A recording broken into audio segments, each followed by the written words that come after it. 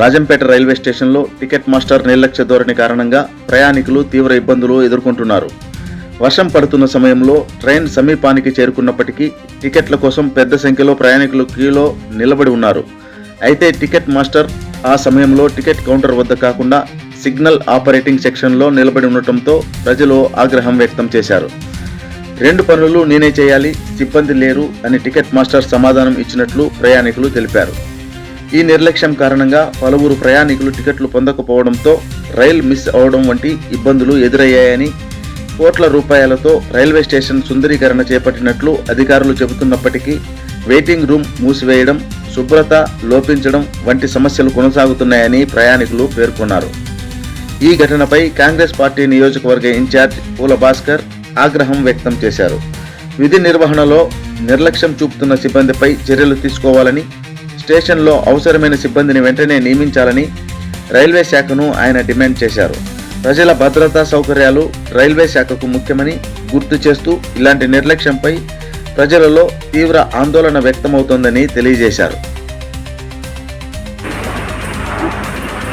టికెట్ల కౌంటర్కు రావడం జరిగింది, కానీ ట్రైన్ వస్తున్నటువంటి సమయంలో అతను అక్కడ మాత్రం ఆపరేటింగ్ చేసుకుంటున్నాడే తప్ప టికెట్లు ఇవ్వలేదు. ఏమని అడిగితే 2 కూడా నేనే చూడాలనేటువంటి మాటలు మాట్లాడాడు. నీ పేరమ్మా? వెంకటరమణ. ఇతని యొక్క విధి నిర్వహణ ఏ విధంగా ఉందంటే 2 పనులు నేనే చేయాలి, టికెట్లు మీరన్నా ఇయ్యండి అనేటువంటి పరిస్థితిలో ఉన్నాడు. కాబట్టి మీ కాంగ్రెస్ పార్టీ నియోజకవర్గం ఇతను టికెట్లు ఇవ్వడు, అక్కడెక్కడో నిలబడుకొని 10-15 మంది ఉంటే 2 చూడాలంటే సారు నీ డ్యూటీ టికెట్ ఇచ్చే డ్యూటీ కాదా? అర్జెంట్ పోవాలా? వర్షం పడుతుంది, ట్రైన్ వస్తుంటే నువ్వు టికెట్లు ఇవ్వకుండా నాటకాలు ఆడతావా, డ్రామాలు ఆడతావా?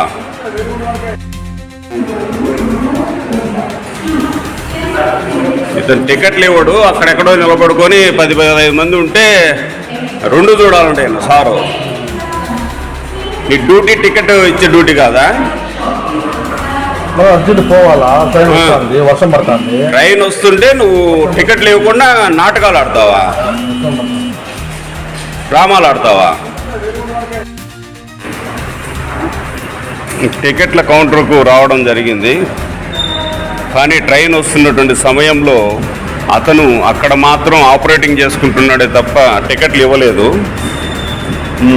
ఏమని అడిగితే 2 కూడా నేనే చూడాలనేటువంటి మాటలు మాట్లాడాడు. నీ పేరమ్మా? వెంకటరమణ. ఇతని యొక్క విధి నిర్వహణ ఏ విధంగా ఉందంటే 2 పనులు నేనే చేయాలి, టికెట్లు మీరన్నా ఇయ్యండి అనేటువంటి పరిస్థితిలో ఉన్నాడు. కాబట్టి మీ కాంగ్రెస్ పార్టీ నియోజకవర్గం